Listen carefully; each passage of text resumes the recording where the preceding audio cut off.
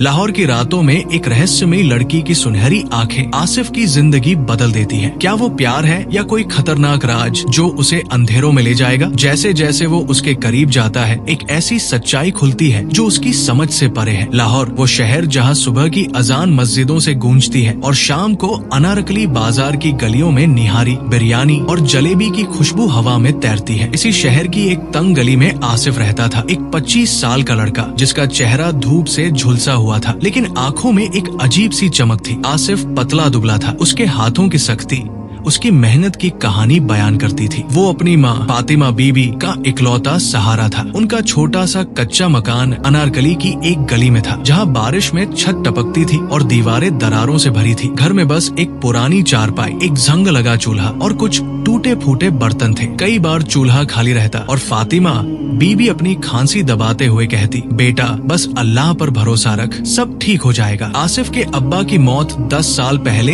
एक फैक्ट्री में आग लगने से हो गई थी। वो मजदूर थे और अपनी जान गंवाने से पहले आसिफ के लिए रावी रोड के पास एक छोटा सा जमीन का टुकड़ा छोड़ गए थे। ये जमीन उनकी आखिरी निशानी थी, लेकिन सालों की सूखा और कर्जों ने उसे बंजर कर दिया। फातिमा बीबी की सेहत दिन ब दिन बिगड़ती जा रही थी। मोहल्ले का डॉक्टर कहता, दवा तो मिल सकती है, लेकिन उसके लिए पैसे चाहिए। फातिमा बीबी रात को अक्सर कहती, बेटा वो जमीन बेच दे, कम से कम कुछ दिन सुकून से गुजरेंगे। आसिफ हर बार ये बात टाल देता। वो जमीन उसके अब्बा की मेहनत की आखिरी याद थी। लेकिन एक रात जब जोरदार बारिश ने छत का एक कोना गिरा दिया और फातिमा बीबी का बुखार खतरनाक हद तक बढ़ गया, आसिफ ने फैसला कर लिया। उसने वो जमीन एक प्रॉपर्टी डीलर को 2 लाख रुपए में बेच दी और सारा पैसा लगाकर दाता दरबार के पास एक पुराने गैरेज से एक पीली टैक्सी खरीद ली। ये टैक्सी कोई नई गाड़ी नहीं थी, रंग फीका, इंजन खांसता हुआ और हॉर्न की आवाज ऐसी कि लोग चौंक जाए। लेकिन आसिफ के लिए ये उसकी जिंदगी बदलने की उम्मीद थी। टैक्सी की जिंदगी। आसिफ ने टैक्सी चलाना शुरू किया। सुबह सवेरे वो घर से निकलता और लाहौर की भीड़ भरी सड़कों पर 16 घंटे बिताता। मोजांग से लिबर्टी मार्केट, बादामी बाग से पुराने लाहौर की तंग गलियों तक वो सवारियों को ले जाता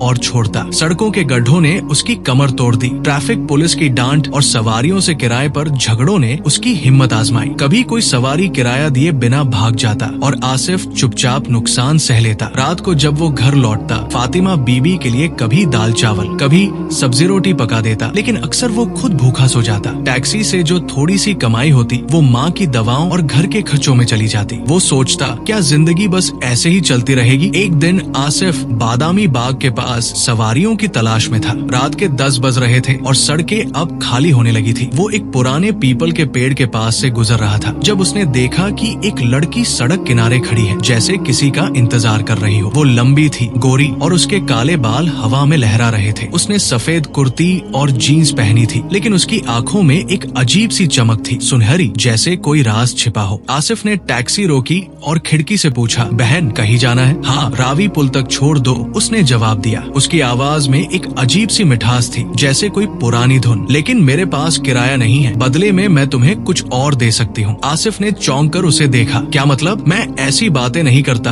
उसने फट से कहा। लड़की हंस पड़ी और उसकी हंसी में एक अजीब सी गूंज थी। अरे घबरा मत आसिफ, मैं कोई गलत लड़की नहीं, मेरा नाम शहनाज है, बस मुझे रावी पुल तक छोड़ दो, मैं तुम्हें दुआ दूंगी। आसिफ हैरान हुआ, तुम मेरा नाम कैसे जानते हो? उसने पूछा। लेकिन शहनाज बस मुस्कुराई और टैक्सी के दरवाजे की ओर बढ़ी। आसिफ के दिल में एक अजीब सा एहसास जागा, डर भी था और उत्सुकता भी। उसने उसे बिठाया और रावी रोड की ओर चल दिया। रास्ते में शहनाज चुप रही, बस खिड़की से बाहर देखती रही, जैसे वो लाहौर की सड़कों को सालों से जानती हो। जब वो रावी पुल के पास पहुँचे, उसने कहा, यहाँ रोक दो। उसने अपनी जीन्स की जेब से एक छोटा सा सिक्का निकाला, पुराना, चमकदार और अजीब सा, और आसिफ के हाथ में रख दिया। इसे रख लो, ये तुम्हारी जिंदगी बदल देगा, उसने कहा और अगले ही पल अंधेरे में गायब हो गई, जैसे वो कभी थी ही नहीं। आसिफ ने वो सिक्का जेब में डाला और घर लौट आया। सारी रात वो सोचता रहा कि शहनाज कौन थी, उसकी आंखें, उसकी आवाज, सब कुछ अजीब था। अगले दिन उसने वो सिक्का टैक्सी के डैशबोर्ड पर रख दिया, ये सोचकर कि शायद ये कोई लकी चार्म हो। और सचमुच उस दिन से उसकी कमाई बढ़ने लगी, सवारियां ज्यादा मिलने लगी, टैक्सी का इंजन कम खराब होने लगा और एक दिन दिन एक बिजनेसमैन ने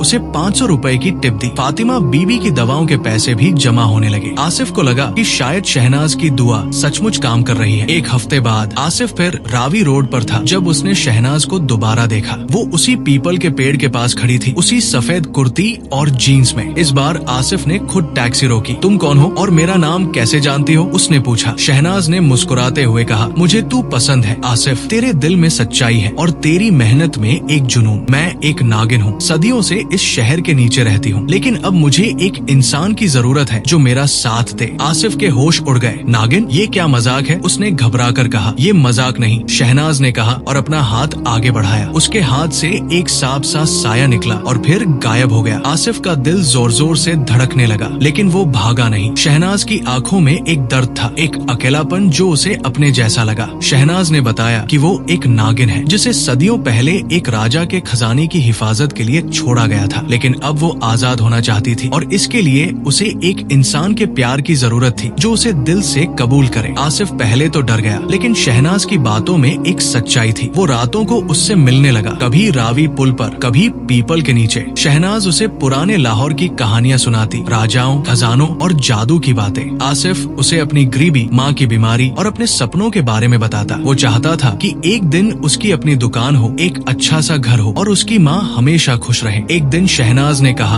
आसिफ, अगर तू मुझे अपना दिल दे दे, मैं तेरी जिंदगी बदल दूंगी। तेरी माँ ठीक हो जाएगी और तेरे सारे सपने पूरे होंगे। आसिफ के दिल में शहनाज के लिए एक अजीब सी कशिश थी, शायद प्यार, शायद हमदर्दी, लेकिन वो डर भी रहा था। अगर मैं तुझे कबूल कर लूं तो क्या मैं भी सांप बन जाऊंगा? उसने पूछा। शहनाज हंस पड़ी। नहीं, तू इंसान ही रहेगा, बस मेरा साथ देना होगा। आसिफ ने सोचा, अपनी माँ की मुस्कुराहट के लिए वो कुछ भी कर सकता है। उसने शहनाज का हाथ पकड़ा और कहा, ठीक है, मैं तेरा साथ दूंगा। शहनाज ने आसिफ को एक पुरानी घाटी में ले जाकर एक खजाना दिखाया, सोना, चांदी और जवाहरात से भरा एक पुराना संदूक। उसने कहा, ये तेरा है, लेकिन इसे धीरे धीरे इस्तेमाल करना, वरना लोग शक करेंगे। आसिफ ने थोड़ा सा सोना बेचा और फातिमा बीबी का इलाज शुरू करवाया। डॉक्टरों ने कहा, ये चमत्कार है, अब वो पूरी तरह ठीक हो जाएगी। आसिफ ने घर की दीवारें पक्की करवाई, छत ठीक की और एक छोटा सा नया घर बनवाया। उसने अपनी टैक्सी को भी ठीक करवाया और अब वो नई चमक के साथ सड़कों पर दौड़ती थी। शहनाज के साथ वक्त बिताना आसिफ के लिए प्यार बन गया। वो उसकी नागिन वाली सच्चाई से नहीं डरता था, उसने उसे दिल से कबूल कर लिया था। एक रात जब वो रावी पुल पर बैठे थे, शहनाज ने कहा, आसिफ, तू मेरा सच्चा साथी है, तेरी वजह से मैं आजाद हूँ। उसने अपनी आंखें बंद की और एक अजीब सी रोशनी चमकी। जब आसिफ ने देखा, शहनाज एक इंसान बन चुकी थी, बिल्कुल उसी रूप में जो उसने पहली बार देखा था। आसिफ और शहनाज ने शादी कर ली। लोगों ने पूछा, ये लड़की कहाँ से आई? आसिफ मुस्कुराकर कहता, ये मेरी किस्मत का तोहफा है। उन्होंने एक छोटा सा घर बनाया और आसिफ ने टैक्सी चलाना छोड़कर अनारकली में एक छोटी सी दुकान खोल ली, जहाँ वो मोबाइल फोन और एक्सेसरीज बेचता था। फातिमा बीबी ठीक हो गई और अपने पोते पोतियों के साथ हंसी खुशी वक्त बिताने लगी। शहनाज अब एक आम लड़की लगती थी, लेकिन उसकी आंखों की सुनहरी चमक आसिफ को हमेशा याद दिलाती कि वो एक नागिन थी जो प्यार की ताकत से इंसान बन गई। लाहौर की गलियों में लोग कहते, आसिफ की जिंदगी बदल गई है, और आसिफ शहनाज का हाथ पकड़कर सोचता, जिंदगी के अंधेरे से निकलने के लिए बस एक सच्चा साथी चाहिए जो दिल से दिल तक का राज समझे।